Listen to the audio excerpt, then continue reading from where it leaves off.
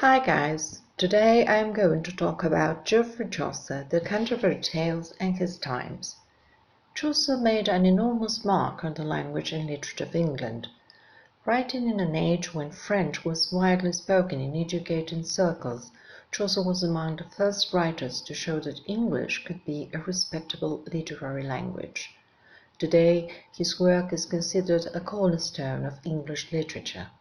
He was above all an accomplished poet, probably winning royal recognition as early as about 1370 with his book of the Duchess, an elegy composed for John of Gaunt in memory of his first wife, Blanche of Castile. Not long afterwards he may have begun composing some of the material that would eventually be incorporated into the Canterbury Tales, his most famous work. The tales are presented as the story of a company of pilgrims travelling from London to the shrine of St. Thomas a Becket in Canterbury. They are related as a series of stories told by the various pilgrims to entertain each other en route.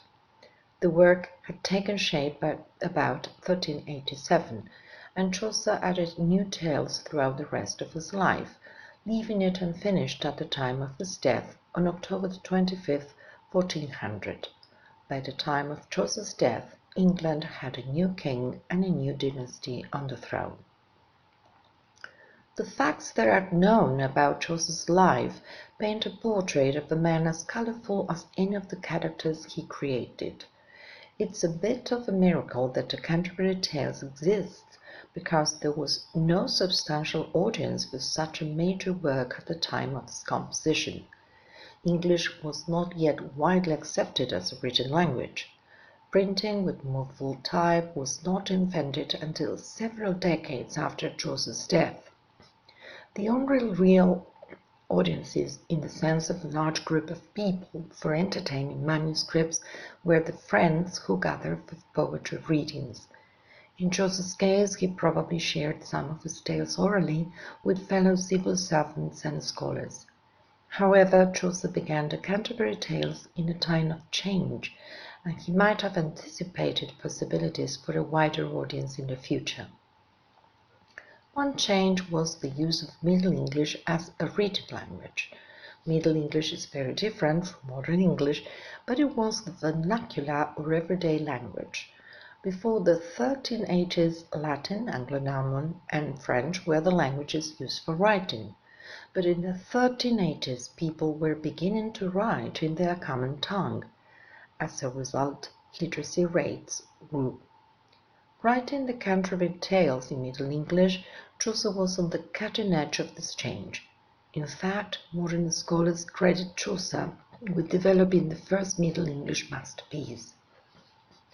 With the growth of written English, a class of professional scribes emerged as they found wider markets for their skills. At the same time, paper, lighter than parchment, became more widely available, making manuscripts more portable. Wealthy readers could commission scribes to copy manuscripts for them. Some authors even ordered a set of manuscripts in anticipation of selling them. In the decades after Chaucer's death, around 100 copies of his tales were created, making it a bestseller by the standards of the time. Yet Chaucer died before he could personally oversee the compilation of his tales into one volume. In fact, modern scholars continue to argue about the order in which Chaucer intended the 24 tales to appear. Another element of change in Chaucer's time was the emergence of a middle class that challenged the old social class structure. The three traditional social classes or estates were still an important part of the social structure of the late Middle Ages. The first estate included people who worked for the church, the second estate comprised the nobility, and the third estate was made up of peasants. However, there was also an emerging middle class composed of tradespeople, merchants, business owners, and financial professionals. These new classes did not fit easily into the three-state structure. The idea that gaining wealth or education could propel a person into a higher social status was taking hold. While these may have seemed threatening to those used to the old order, it offered opportunities to ambitious men and women. These changes in class structure were helped along by the terrible Black Plague of 1348. The plague reduced the population of Europe by about two-thirds, creating a labor shortage that resulted in higher wages for skilled workers.